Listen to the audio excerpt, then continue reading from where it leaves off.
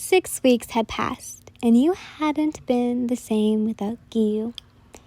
You've been reckless, your 9 tails wishing more usually than usual, as you wandered the quiet forest path, unable to shake off the feeling of loneliness that settled in your chest. You missed his stoic gaze, the way his cheeks would redden when you teased him, and his warmth beside you at night. You missed your lover, and the emptiness grew with each passing day. Deciding that you couldn't bear it any longer, you resolved to go find him. You knew the risks involving leaving your secluded home and revealing your true form to the human world and demons alike. But the pull to be with Giyuu was just too strong. You wanted to be with your man. Ibizoy? You called out as you made your way through the dense foliage to the serene pond that he resonated. You looked around, and he was nowhere to be seen. Iba-san, you called out again, your voice echoing through the serene pond. After a moment, the water's surface rippled, and Ibizoy emerged, his yellow fish-like head popping out with a little curiosity on his face. Lady Yun, he exclaimed, his blue fish eyes widening as he recognized you. What brings you here? You took a deep breath, trying to compose yourself. I've come to tell you that I'm leaving. At this, his massive form rose from the water, and Ibizoy swam closer to the bank, his scales shimmering in the early morning light. Leaving? But why? His concern was palpable.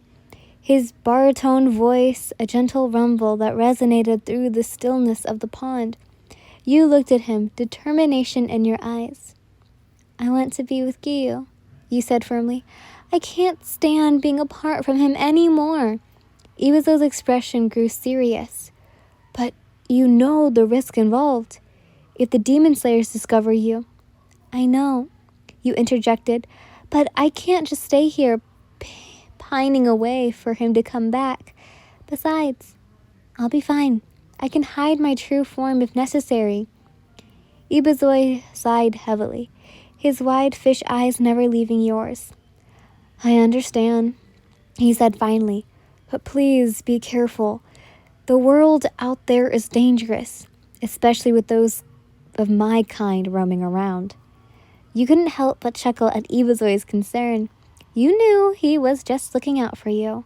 After all, he was by far the most kind-hearted demon you would ever encounter. From what you knew, despite being a demon, he still had his humanity intact. Does Tokyo-san at least know you're coming?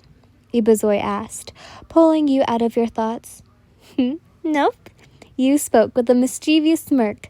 The thought of showing up unannounced is to be expected, considering you had absolutely no way of contacting him. Plus, you've never been the type to sit idly by while your lover was out fighting a war against demons to save mankind. Ibizoy's eyes grew bigger in shock, his yellow scales shimmering. However, you held a hand up to stop him from speaking further.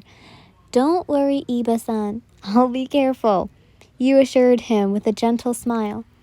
But how will you find him? He asked, his voice quieter now. You gave him a toothy grin. Easy. I'll just track him with his scent. You held up the handkerchief that you used to wipe the sweat from Giyuu's brow. His scent was blended of sage, burgundy, and I'm going to butcher this name, but daikon? And something you've come to associate with comfort and safety. Ibizoy nodded, still looking slightly concerned, but understanding your need to be with your lover. Internally, he was wary of the water Hashira, but after seeing the profound impact Giyuu had on you, he had grown to accept the relationship. Please promise me you'll be safe, he pleaded. I promise, you assure him, leaning up to kiss his cheek. His skin was surprisingly warm and smooth, despite his demonic nature. "I'll miss you, Iba-san," you whispered before standing up. With your decision made, you returned home to pack your things. You gathered a few essentials, including food that wouldn't spoil easily, and a map. You studied it intently, memorizing the hidden locations of the demon-slaying course and the paths that Giyuu might take. Once you were ready, you paused to perform a ninjutsu that would conceal your true form. You felt a momentary tug at your essence as your 9 tails and ears retreated into the fabric of your being. Looking at yourself in the mirror, you saw a young woman with a hint of mischievous in her eyes. Satisfied, you tucked the map into your yukata and set out. You had absolutely no idea where you were going, though. The dense forest had swallowed you whole, with branches snagging at your clothes and the content sound of unfamiliar animals whispering in the wildness. You had been walking for hours, following Giyuu's scent. The sun was beating down on your back as you continued your journey, sweat tickling down your forehead, and despite the heat, you pushed on, driven by the thought of seeing Giyuu yet again. You had been walking for hours, the path twisting and turning as it led you further from your quiet forest home. You vulgarly remembered Giyuu telling you that he lived just a few hours away from your home, but the journey felt endless. The not-so-distant mountains grew closer, and you knew that's where the demon-slaying course was situated. However, the main question is, where? You took a break, under the shade of a massive oak tree, your stomach growling, and you sat down on a nearby log and untied the fushiuku containing some dried fish and rice ball. The food was simple, but it had been a sample of your diet for as long as you can remember. And as you ate, you thought back to the time when you coaxed Giyuu into trying your cooking. He had gotten himself injured after slaying the demon that had been terrorizing the village near your forest. And you had found him, exhausted and well bleeding, and he had decided to take care of him. You tried to feed him a piece of dried deer meat, but he had been too weak to chew it properly, so you had to give it to him. I don't want to say this, but holy moly, but massive math. You blushed at the memory of the intimate moment, feeling a warmth spread across your cheeks that had nothing to do with the sun above. Finishing your meal, you stood up and brushed the crumbs off of your yakuta, then pulled the handkerchief from your sleeve to sniff it. Giyuu's scent was faint, but it was there, a beacon guiding you through the unfamiliar terrain. In renowned vigor, you continued walking, the midday sun casting dampened shadows on the forest floor. You'd never been this far from home before, and the unfamiliar sounds and scents of the forest made you feel both thrilled and unsettling easy. But the thought of Giyuu's arms around you, his gentle whispers in your ear, kept you going. You wanted to see him again, to touch him, to kiss him, and to hear him call your name in that nonchalant yet tender voice of his. The scent grew stronger as you approached. A wall?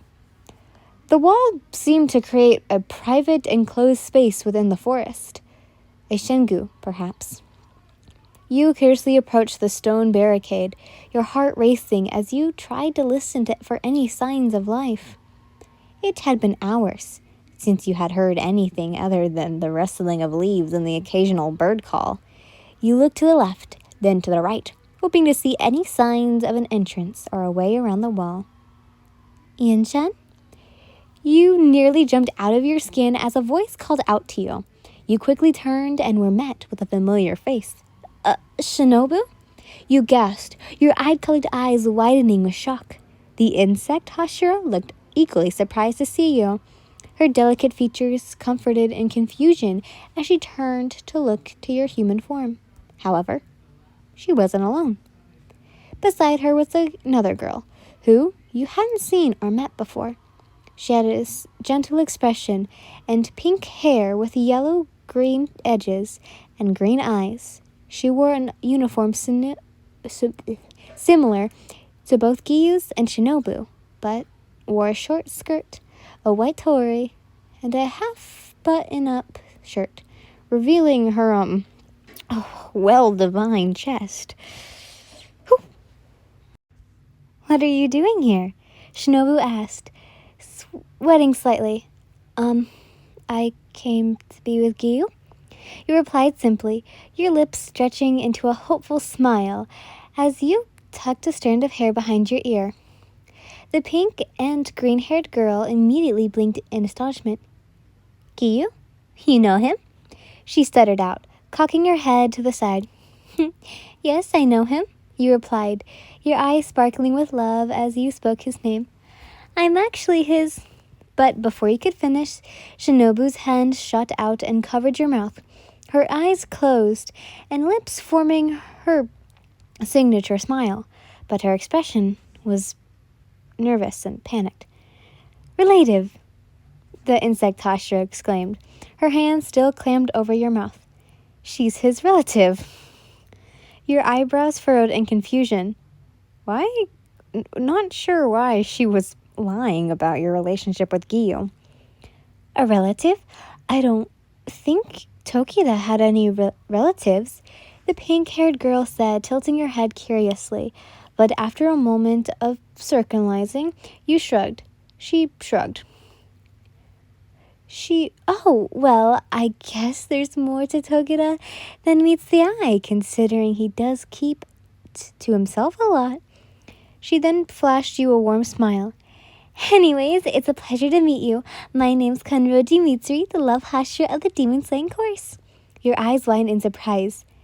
Now, fully understanding why Shinobu had interrupted your confession.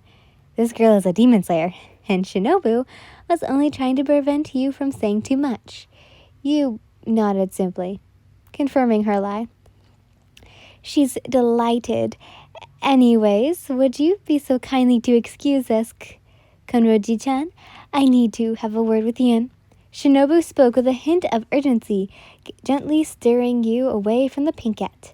She dragged you into a nearby clearing. Her grip tightened as the leaves crunched beneath her feet. Once you were out of earshot, she finally removed her hand from your mouth. Are you crazy? She hissed, her smile gone, replaced with a stern look. You know it's dangerous for you to be here. I know, you whispered, feeling a bit embarrassed. But at least I'm hidden. You gestured to where your tails and ears would normally be. How did you find this place? Shinobu's question cut through the tension. Her eyes narrowed in suspension. You held up the handkerchief with your lover's scent. I tracked Giyuu's scent, and it led me here. Shinobu pinched the bridge of her nose, letting out a sigh. Of course you did, she muttered, a hint of amusement in her voice. Does he know you're here? She asked, her smile returning. You shook your head, the excitement of the surprise etched in your features. Nope, you replied, bouncing slightly on the balls of your feet. Smile. Hey, don't look at me like that, you stuttered, feeling your cheeks heat up. It's not like I have a Kasakai crow to deliver him messages, all right. Granted, if you did, you would have tied a note on its leg and sent it flying to let Giyuu know you were coming. However, that still didn't change the fact that you were now in the presence of the demon-slaying course, without his knowledge. Shinobu sighed again, knowing it can't be helped. All right, but you have to be careful, she says.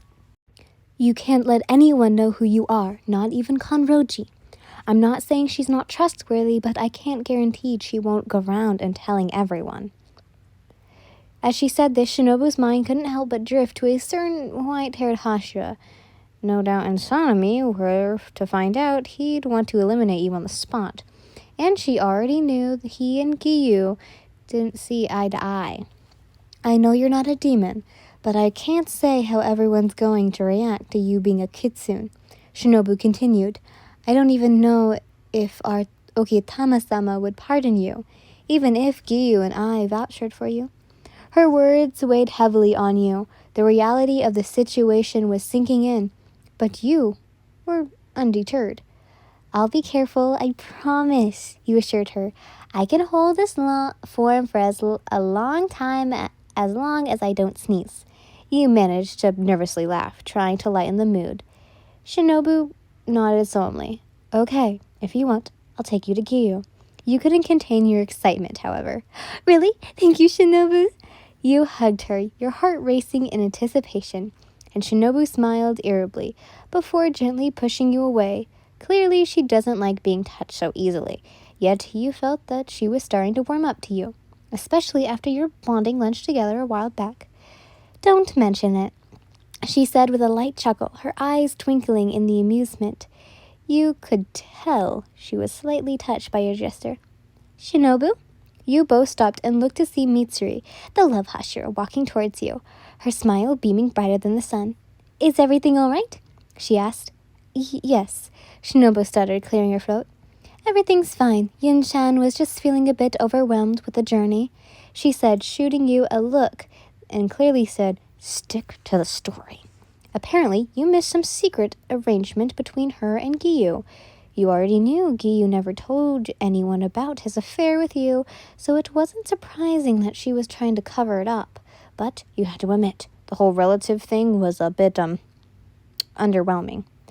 Oh, it must have been quite a long journey, Mitsuri replied, her eyes twinkling with empathy. If you don't mind me asking, what is your relationship with Tokita-kun? You felt a pang of guilt for deception, but you knew the truth was too dangerous to reveal. I'm his cousin. You lied awkwardly, hoping your voice didn't betray your nerves. Cousin?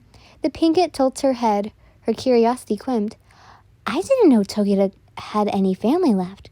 That's because, I'm his cousin twice removed, you added quickly, hoping the extra detail would make your story more believable. You could see the gears turning in Mitsuri's head. You sweated the longer she stared at you. She then nodded. Ah, I see, she said, her smile never faltering. Well, I'm sure Tokita-kun will be delighted to see you, she said with a warm smile.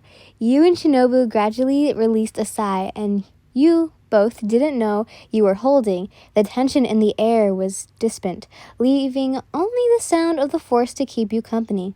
Yes, which is why I'm taking her to him, Shinobu said, her smile widening slightly.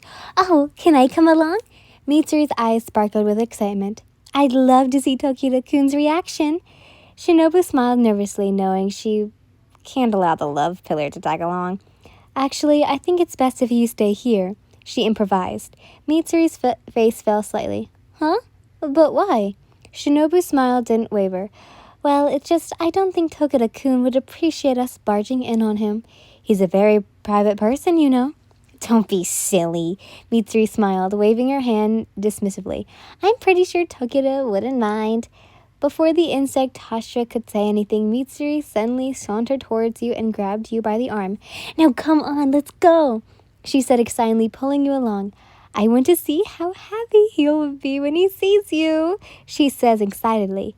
You sweated and glanced back at Shinobu worriedly, but she could only watch in expiration as a love husher pulled you away. This can't possibly go well, you think to yourself, as Mitsuri practically skips down the path, dragging you along beside her. Well, half-heartedly also behind her, but who's going to tell her that?